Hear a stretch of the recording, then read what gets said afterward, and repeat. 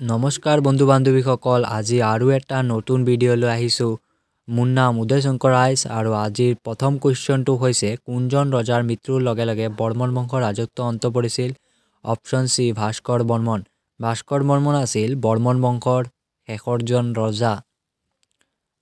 তাৰ পিছত নেক্সট কোৱেশ্চনটো হৈছে অশ্বমেধ যজ্ঞ অনুষ্ঠিত কৰা কামৰূপৰ প্ৰথম গৰাকী ৰজাৰ নাম কি আছিল অশ্বমেধ যজ্ঞ অনুষ্ঠিত কৰা কামৰূপৰ প্ৰথমজন ৰজাৰ নাম কি আছিল শুদ্ধ এনসাৰটো হৈছে অপচন নম্বৰ এ মহেন্দ্ৰ বৰ্মনে অশ্বমেধ যজ্ঞ অনুষ্ঠিত কৰা প্ৰথমজন ৰজা আছিল তাৰ পাছত নেক্সট কোৱেশ্চনটো হৈছে অসমৰ একমাত্ৰ সিমেন্ট কাৰখানাটো ক'ত অৱস্থিত অসমৰ একমাত্ৰ সিমেন্ট কাৰখানাটো ক'ত অৱস্থিত যদি আহে তেন্তে ইয়াৰ শুদ্ধ এনসাৰটো হৈছে অপচন নম্বৰ বি বুকাজানত অসমৰ একমাত্ৰ সিমেন্ট কাৰখানাখন আছে তাৰ পাছত 4 নম্বৰ কোৱেশ্চন হৈছে মৌৰ্য সাম্ৰাজ্যৰ প্ৰতিষ্ঠাপক কোন আছিল যদি খুদে তেন্তে ইয়াৰ শুদ্ধ এনসাৰ অপচন নম্বৰ সি চন্দ্ৰগুপ্ত মৌৰ্য আছিল মৌৰ্য সাম্ৰাজ্যৰ প্ৰতিষ্ঠাপক তাৰ পাছত নেক্সট কোৱেশ্চন ভাৰতৰ নেপোলিয়ন বুলি কাক জনা যায় এই কোৱেশ্চনটো ইম্পৰ্টেন্ট আছে মনত ৰাখিব ভাৰতৰ নেপোলিয়ন বুলি কাক জনা যায় যদি খুদে তেন্তে ইয়াৰ শুদ্ধ answer option number D Samudragupta হৈছে ভাৰতৰ নেপোলিয়ন বুলি কোৱা হয় তাৰ পাছত বিখ্যাত গ্ৰন্থ ৰামচৰিত মানসৰ লেখক কোন আছিল যদি খুদে তেন্তে ইয়াৰ শুদ্ধ এনসাৰ অপচন নম্বৰ এ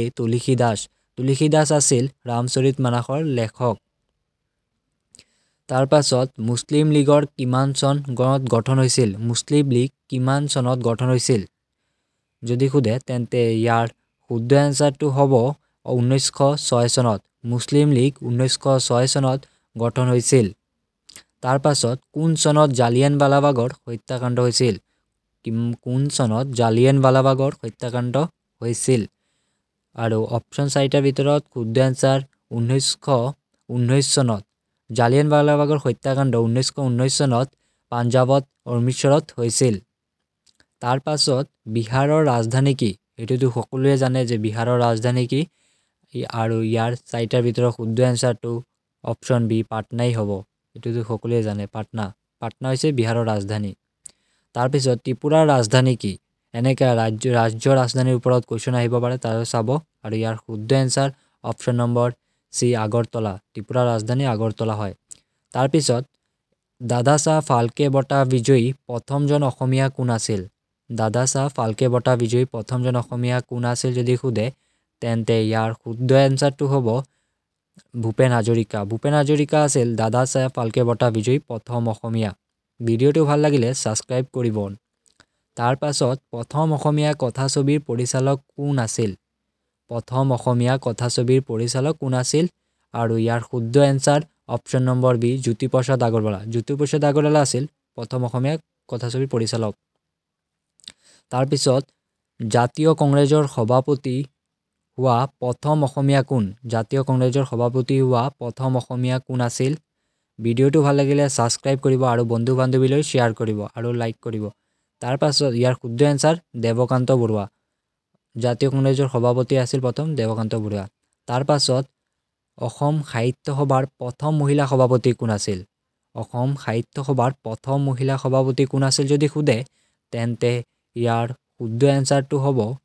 অপচন নম্বৰ সি নলিনীবালা দেৱী আৰু আজিৰ শেষৰটো কোৱেশ্চন হৈছে ভিডিঅ'টো শৰ্টকৈ বনাই আছো যাতে আপোনালোকে ভালদৰে চাব পাৰে তাৰ বাবে আৰু ভিডিঅ'টো ভাল লাগিলে সাবস্ক্ৰাইব আৰু বন্ধু বান্ধৱী প্লিজ শ্বেয়াৰ কৰিব এনেকা হলে মই মোটিভেট পাও তেনেহলে আজিৰ লাষ্ট কোৱেশ্চন মুছলিম লীগে প্ৰথম অসম আক্ৰমণ কেতিয়া কৰিছিল